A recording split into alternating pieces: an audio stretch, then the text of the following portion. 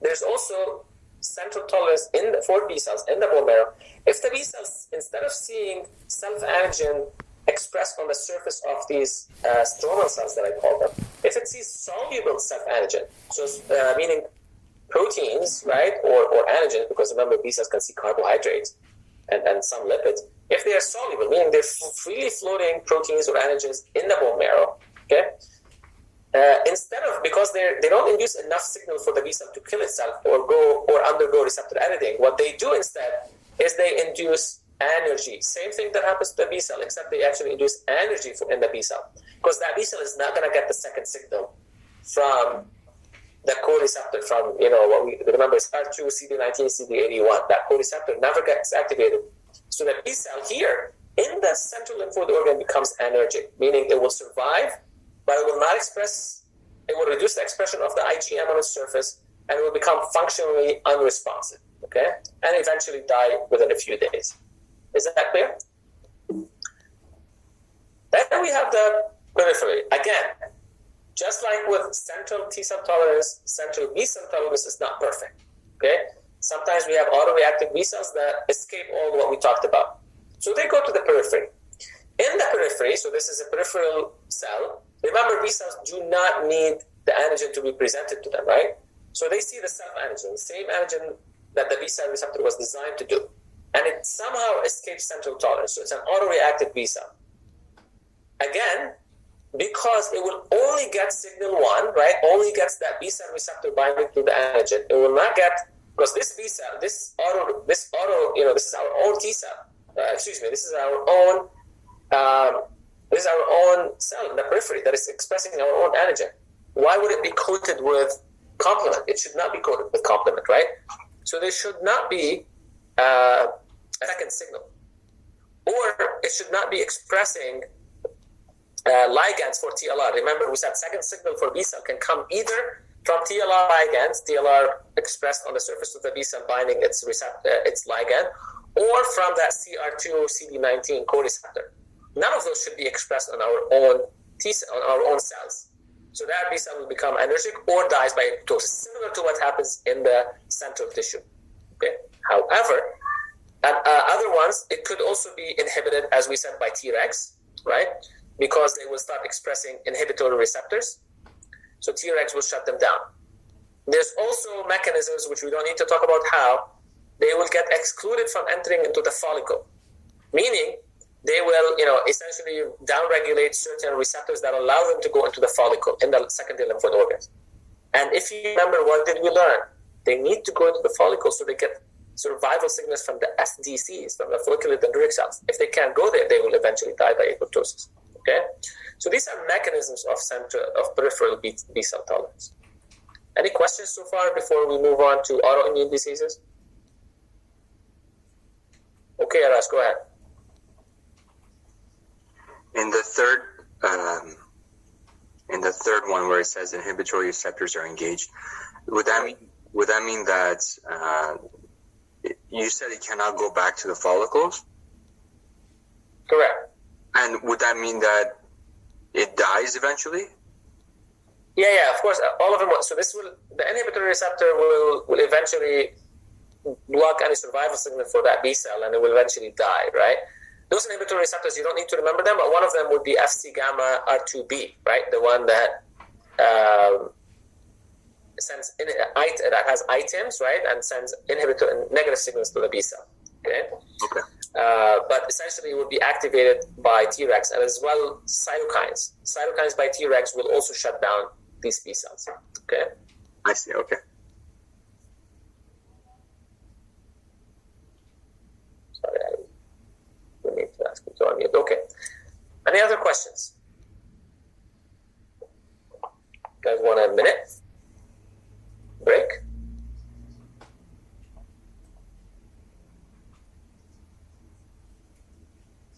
If I don't see a thumbs up or if I don't see a yes, then I'm gonna continue. Thumbs up. Arash wants a minute break. Okay, let's take 1 minute break and then we'll continue.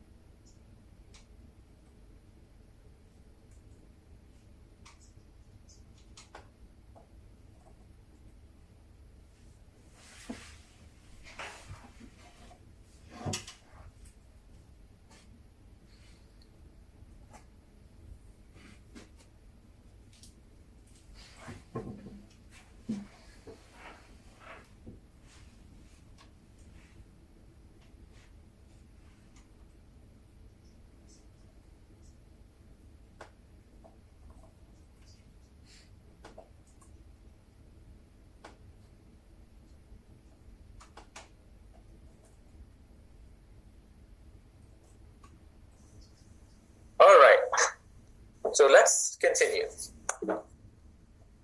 Let's start talking about now autoimmune disease. Now that you understand how tolerance is built, well, obviously, for an autoimmune disease to occur, that means that tolerance, both the central and the peripheral, has been broken, right? We call break-in intolerance or failed, right? That tolerance has failed, unfortunately, right? But luckily, this does not happen a lot, right? It happens, most of us, as I said, we do not have autoimmune disease. Now, unfortunately, it happens in some people, and there are various reasons for that. Some that we understand, some that, believe it or not, despite all the technological advancements, despite all of our understanding of immune responses, we still do not really understand why this happens and how this happens, okay? So we understand a little bit, but we don't. Just because of the fact, I mean, you can imagine how complex the immune response is. Autoimmunity, for that to happen, is even more complicated. So we're going to discuss what we know and what we still don't know. So remember that autoimmunity, meaning or autoimmune diseases, result from when the adaptive immune response becomes misdirected, right? So meaning it's reacting to our own self-antigens.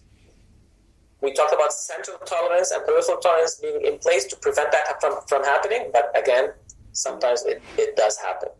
Okay? So that was that all those self-tolerance mechanisms, they fail. Now, there are two main reasons or factors that cause this to happen. And that's what we're going to discuss for the rest of the lecture. Number one, genetic, right? Meaning some people inherit certain genes that put them at higher risk of developing autoimmune disease. I'm not talking here about AIRE deficiency, AIRE. That one is too strong, right? And will definitely cause an autoimmune disease, and there's no question about it. But most people do not have autoimmune disease because they have AIRE deficiency. Most people inherit certain genes that put them at a higher risk. Doesn't mean they will. So that's the thing, right? Most of these autoimmune diseases do not have what we call a monogenic, right? A single reason, a single gene that causes them to make autoimmune disease, right? So take Crohn's disease, because it came up today a lot. There's people who have a particular mutation in their NOD. Remember NOD2, right? Remember NOD1, NOD2, those pattern recognition receptors. It's been known now, if you have a particular mutations in the NOD genes, these people will develop Crohn's disease, but not all of them do. Okay, so some will. It just puts you at high risk. Sometimes that risk is 5 times higher. Sometimes that risk is 100 times higher. Okay, so it changes, and many times it's actually multiple. Sometimes it takes multiple genes to fail. Okay, and we'll talk about those. So genetic susceptibility. The other one is environmental triggers, right? For example, infections, lifestyle, diet, etc. So we'll talk about some of those examples as well. And actually, the understanding is most of the times it's a combination. Sometimes you need the genetic predisposition as well as the environmental trigger to cause autoimmune disease to happen. That's why they're rare, okay? Unfortunately, because as I said, they're very heterogeneous. Those autoimmune diseases, they're very hard to pin down, okay, why it happens. As I said, there are some people who have that genetic predisposition, but they don't develop autoimmune disease, okay?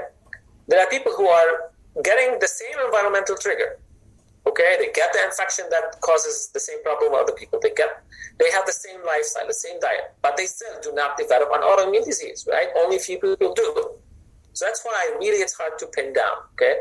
We know, so what you need to know is that we know what can enhance or increase your susceptibility. Susceptibility meaning the likelihood, right, that a particular individual will develop an autoimmune disease.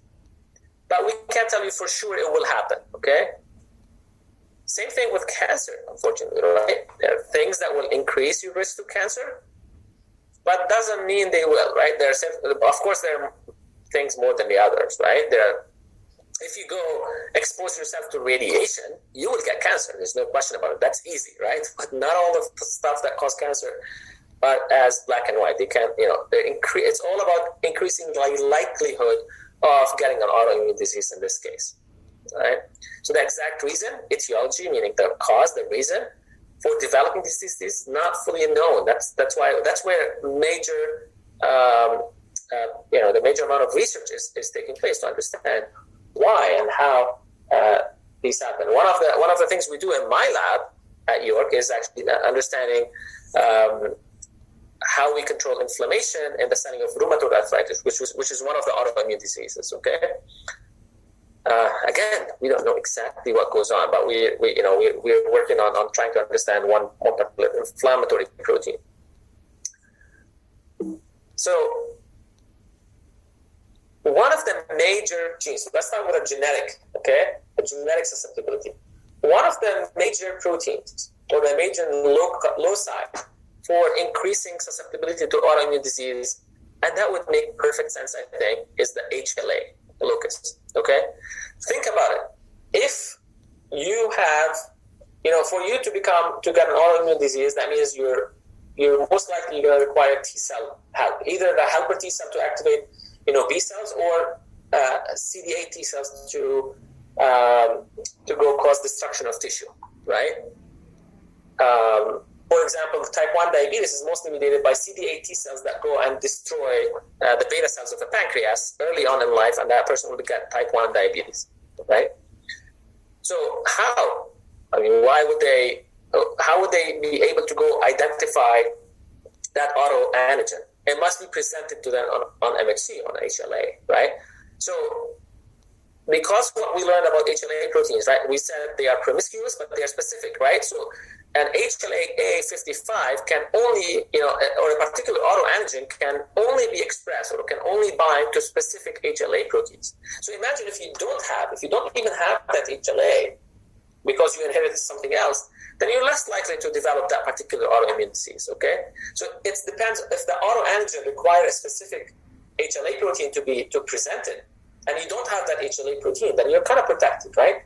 Sometimes a mutation or a polymorphism, okay, in that HLA protein makes it more likely to present an autoantigen than the normal HLA protein, okay? So it's either the presence, okay, of that particular particular HLA protein or a particular mutation in it. Does that make sense? So again, I think because of, we're talking about adaptive cells, the presence of these HLA will make them. The other one is obviously these environmental triggers, right? And again, we're going to talk about them in more detail. Infection and other stimuli to activate these autoreactive T cells. Let's look now at the association of these HLA proteins with relative risk to certain autoimmune diseases. Ankylosing spondylitis is one of the most known autoimmune diseases associated with an HLA, particular HLA. So individuals who have HLA B27, see? So all of us have two HLA-Bs, right? And remember, there are about 1,500 or 2,000 of these HLA-B proteins. Remember, HLA-B, that's an MHC class 1, yes? It's an MHC. So A, B, C are the three polymorphic, just to remind you, three polymorphic HLA proteins, HLA-A, HLA-B, HLA-C. So all of us have two HLA-B proteins, right? Because we have two different types, mostly because we have one chromosome from the father and one chromosome from the mother, right? If one of these two is HLA-B27, if it happens to be that one, that individual now is 90 times more likely to develop this autoimmune disease, ankylosing spondylitis. You can look it up. It's a multifactorial autoimmune disease that gets they get inflammation and autoimmune reactions in the joints and the spine. So it becomes crooked and they have major pain. They get skin disease, they get heart disease, they get also bowel disease. It's terrible. Okay. So if you have that particular MHC allele, doesn't mean you're going to get it. Okay, you're just 90 times more likely to get it than a person who does not have that disease or does not have that HLA. Okay. Again, most of the people will not, even if they have HLA-B27, they will not get ankylosing spondylitis. You're just 90 times more likely. So imagine the likelihood of if this happening is 1 in 100,000. I'm making that up. Now you go from 1 in 100,000 to being 90 out of 100,000, right? So more likely. Doesn't mean you will get it. Keep that in mind. Again, you need maybe other factors. Rheumatoid arthritis, one of the most common autoimmune diseases, okay, in the world. If you have HLA-DRB, so now look at this. This is an MHC class 2, okay? So some of them are more class 1, some of them class 2. So HLA-DRB1, O1, okay? or 04 or 10. One of these three, if you have one of the three as your HLA class 2, you're 4 to 12 times more likely to develop RA. Type 1 diabetes, HLA-DRB1, 0301 or 0401. If you have one of these two, 35 more times. And pemphigus vulgaris, another autoimmune disease. If you have HLA-DR4, okay, now you're 14 times more likely. Now, I do not, so take it from now, I do not want you to remember any of those. I'm not going to ask you, HLA-B27 puts you at a higher risk of ankylosing spondylitis or rheumatoid arthritis. I'm not going to ask you that kind of question. I don't think it's too much information, right? What I will ask you is, I will ask you if what is one of the genes, right? HLA protein, HLA genes increase susceptibility to developing some autoimmune diseases. Okay, so you got to remember that ankylosing spondylitis, rheumatoid arthritis, and type 1 diabetes can be you're at a high risk if you have particular HLA proteins, right? Again, other genes. Now, these are non-MHC genes, but they also increase the risk of individuals to developing certain autoimmune diseases. Okay? So here's the disease. RA is rheumatoid arthritis. Crohn's disease, there you go, not 2. I told you about this, right? But look at the genes. What are they related to? They're either tyrosine phosphatases they're either involved in T-cell activation like CTLA4, PTMP22, CD25, complement proteins, Fc gamma receptors, right? Cytokine receptors, or PRRs. That makes sense? I think it makes perfect sense. So all the genes related to immune responses, if you have certain polymorphism or certain variations of them, that might put you at a higher risk. Doesn't mean if you have them, we all have these genes, is if you have a particular variation of the gene. Okay?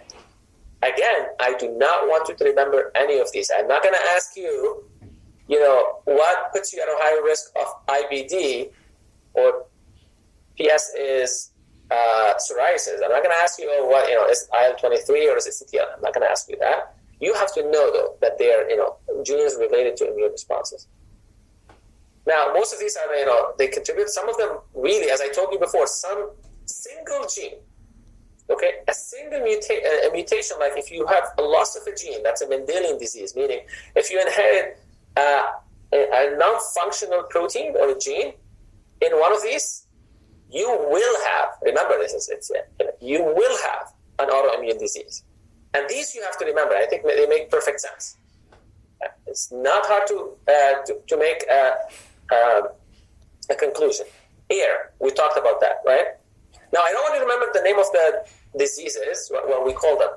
But if you have a defect in air, you will not be able to express all the self-antigens, right, during T-cell tolerance. So you lose T-cell tolerance. If you do not express CTLA4, okay, now you cannot do T-cell energy, right? Even your Tregs will not be able to function because they will not be able to have CTLA4. FOXP3, again, you will have deficiency in Tregs. No Tregs. Actually, if you bring a mouse in the lab, now there are very few individuals with FOXP3 defects. They have all kinds of autoimmune disease. It's called IPEX. I'm not going to talk about it now. But these people do not live for long. Okay? If you bring a mouse in the lab and you remove its FOXP3, it will die before it's even born. Or if it's born and you take it out later by genetic manipulation, the mouse will die within a few days from autoimmune diseases. Essentially, all the T cells are going to go start attacking it. It's crazy. Okay? Regulatory T cells so essential. Okay? FAS, that's the death receptor. Okay? That's what causes apoptosis. So if your T cells and B cells, autoreactive ones, cannot kill themselves, cannot undergo apoptosis, how are we going to expect it to now survive this? Okay? So I think that makes sense. Last slide. How do those, we're talking about environmental factors, right, which cannot contribute. But how would an infection, sometimes a person who gets infected by a particular pathogen, all of a sudden after that or later on in life, they develop autoimmune disease. And there's been an association, okay? But how? Reason is, so normally how self-tolerance works, and this is what we studied today, is if you have an autoreactive T cell here that can see a self-antigen presented on MHC, it will not be activated. It will either be deleted or it will become anergic, right? Why? Because it doesn't get the second signal, doesn't get the co-stimulatory signal. But if now that same dendritic cell or the same cells that were expressing the self-antigen on MHC gets infected because you got an infection, unrelated, right? You got an infection. Now, what is happening to that dendritic cell? Now that dendritic cell is going to start expressing co-stimulatory molecules because it's trying to activate naive T cells. That same dendritic cell might be expressing now the foreign antigen, but it's still expressing that self-antigen on the self-MHC. Now that T cell can see both. Can see signal 2, because that signal 2 is coming from an infection, unrelated, right, to the self-antigen. This microbe doesn't make the self-antigen. All it does, it causes now the dendritic cells to all of a sudden start making co-stimulatory molecule, which is going to activate those T cells. Now you got to tell me, but you told us if this happens, regulatory T cells will shut them down. It's true. Regulatory T cells will express CTLA4 that will take away that B7. They will release cytokines that will shut it down. Yes, that's why we do not get autoimmunity every time we get infected. But some people, that tolerance fails as well. Okay.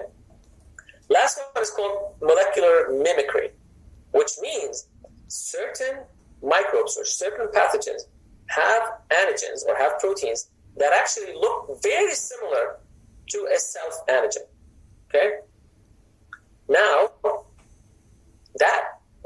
we have an autoreactive T cells that instead of seeing a self-antigen, which it wouldn't have gotten 2 signals, because now that pathogen makes a protein that is very similar to a self-antigen. Let's say, think of any self-antigen you want, right? I don't know. One of the things that I'm giving today, that particular example, that myelin binding protein, right? And that parts of the myelin sheath in our nerve cells. There are certain infections that have been associated with that, meaning certain viruses have proteins that look similar to that myelin binding protein. And now, once they activate the dendritic cell, and that dendritic cell now starts expressing the viral protein, the foreign antigen, but remember that foreign antigen is similar to the self-antigen, now that T cell that is autoreactive against the myelin binding protein gets activated when it shouldn't have. And now this T cell is going to go to the periphery, specifically if it's a CD8 T cell, going to go to the periphery, start finding those self-antigens presented, let's say, on the surface of our nerve cell and destroying those cells. Okay?